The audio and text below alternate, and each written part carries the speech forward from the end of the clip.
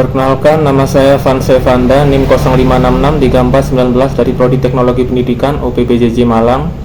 Pada kesempatan kali ini saya akan mengerjakan tugas 2 mata kuliah jaringan komputer tentang praktik beberapa perintah yang terdapat pada Command Prompt. Berikut penjelasannya.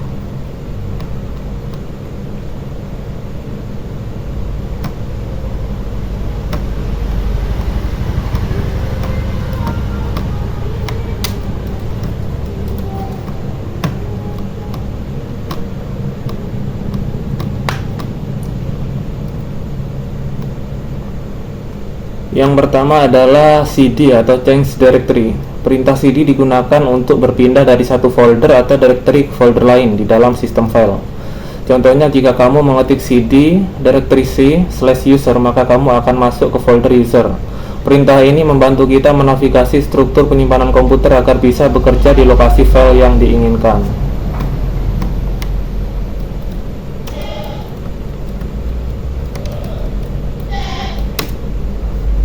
Oke, berikutnya adalah perintah cls atau clear screen. Perintah cls berfungsi untuk membersihkan tampilan pada layar Command Prompt setelah menjalankan banyak perintah. Layar CMD sering penuh dengan teks. Di sini cls digunakan agar tampilan CMD kembali bersih seperti baru dibuka. Kemudian yang ketiga adalah cls/mark question. Tanda /mark question berarti menampilkan bantuan atau perintah help pada Command Prompt. Jadi cls/mark question akan menampilkan penjelasan lengkap tentang fungsi dan cara penggunaan perintah cls. Ini berguna untuk mempelajari opsi tambahan tanpa harus membuka internet untuk memperoleh informasi mengenai perintah tersebut. Kemudian yang keempat adalah dir/mark question. Sama seperti perintah sebelumnya, dir/mark question akan menampilkan panduan penggunaan perintah dir, termasuk daftar parameter yang bisa digunakan seperti /p atau /a. Perintah dir sendiri digunakan untuk menampilkan daftar file dan folder dalam direktori aktif.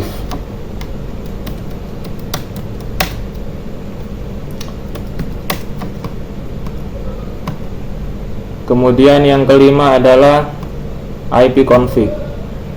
Perintah ipconfig digunakan untuk menampilkan informasi jaringan dasar pada komputer seperti alamat IP, subnet mask, dan gateway. Ini berguna untuk mengecek status koneksi jaringan komputer kamu, terutama ketika terjadi masalah pada koneksi internet.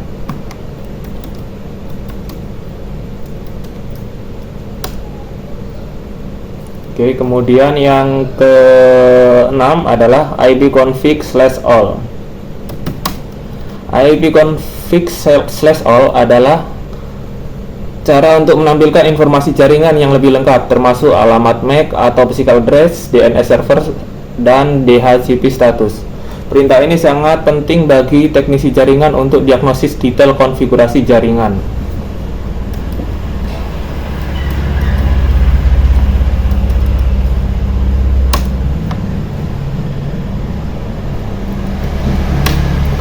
Kemudian yang ketujuh adalah ipconfig/mark question. Sama seperti perintah sebelumnya, perintah ini menampilkan bantuan dan daftar semua opsi yang bisa digunakan bersama ipconfig. Cocok untuk belajar fungsi lanjutan seperti /release, /renew, /flush DNS, dan sebagainya.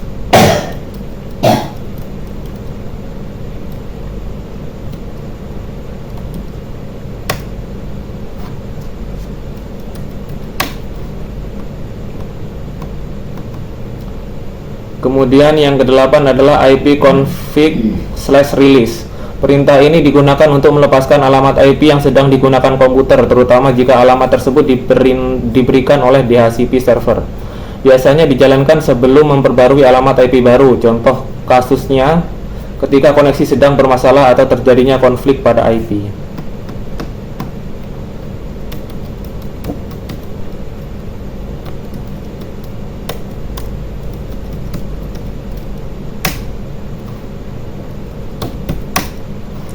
Kemudian ipconfig/renew, kebalikan dari /release. Perintah ini berfungsi untuk meminta ulang alamat IP baru dari DHCP server. Sering digunakan untuk memperbaiki koneksi internet yang terputus atau lambat.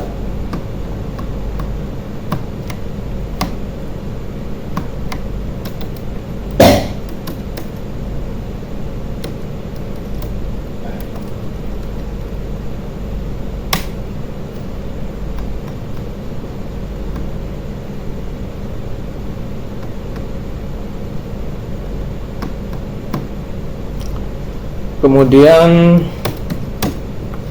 yang ke-10 adalah ipconfig/display DNS. Perintah ini menampilkan cache DNS lokal, yaitu daftar alamat website yang pernah diakses dan sudah diterjemahkan ke alamat IP. Berguna untuk melihat riwayat pemetaan domain yang tersimpan di komputer.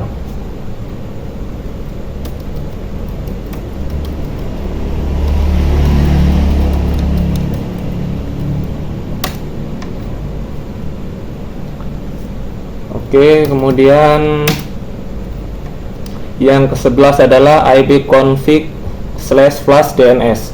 Perintah ini digunakan untuk menghapus cache DNS di komputer. Biasanya digunakan ketika website tidak bisa diakses akibat cache DNS yang usang atau rusak. Setelah di-flush, sistem akan memperbarui data DNS dari server tersebut.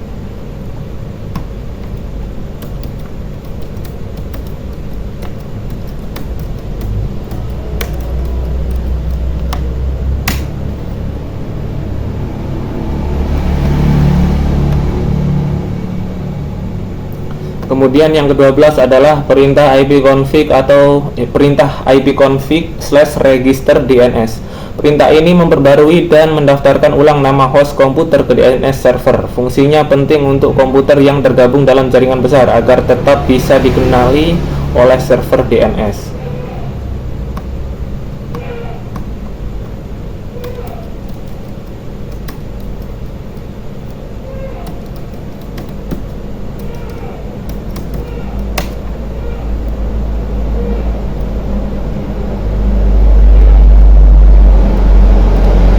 Kemudian yang ke-13 adalah ping. Perintah ping digunakan untuk mengukur konektivitas antara komputer dan alamat tujuan, atau bisa berupa IP atau domain, misalnya ping google.com. Jika muncul reply, artinya koneksi internet aktif, tujuannya untuk menguji apakah jaringan berjalan dengan baik.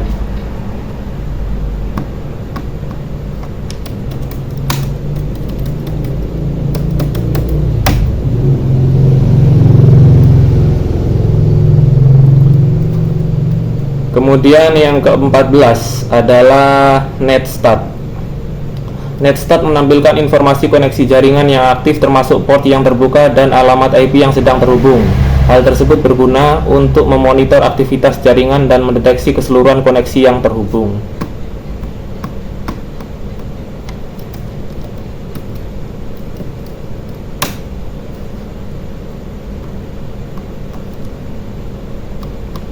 Kemudian yang ke-15 adalah tracer. Tracer atau traceroute digunakan untuk melacak jalur paket data dari komputer kita ke server tujuan. Hasilnya menunjukkan setiap hop atau titik perantara yang dilewati data, berguna untuk mengetahui di mana letak gangguan dalam jaringan internet.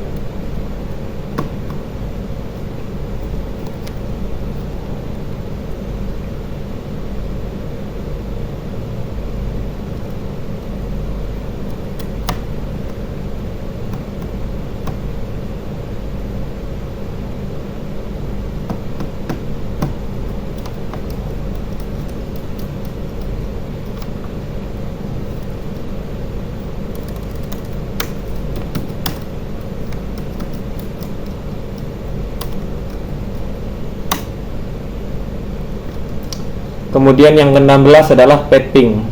Perintah ini merupakan gabungan dari ping dan tracer. Path-ping menguji jalur dan menghitung kehilangan paket atau paket telus pada setiap titik. Contoh digunakan untuk analisis kualitas koneksi jaringan.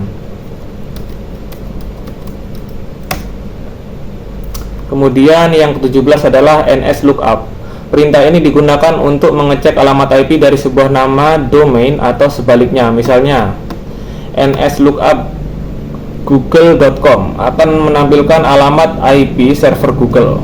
Biasanya dipakai untuk mengidentifikasi masalah DNS.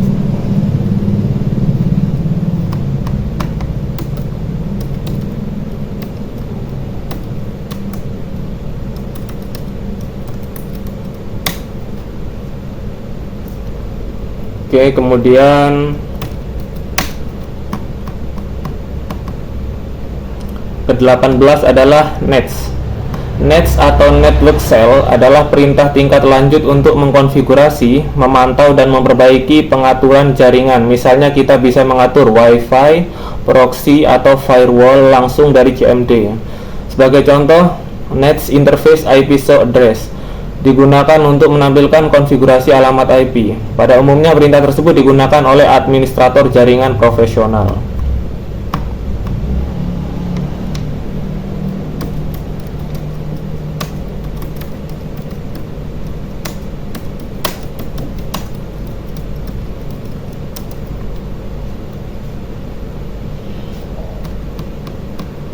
Kemudian yang ke-19 adalah route.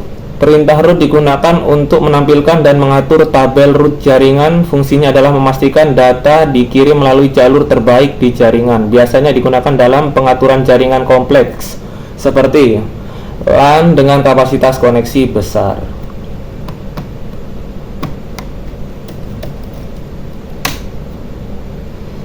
Kemudian yang terakhir adalah net. Perintah net memiliki banyak subperintah seperti net user, net share, net view, dan lainnya. Tujuannya untuk mengelola jaringan, akun pengguna, serta koneksi berbagai file atau printer. Misalnya net user. Net user untuk menampilkan daftar pengguna. Kemudian net share. Net share untuk mengatur folder yang dibagikan.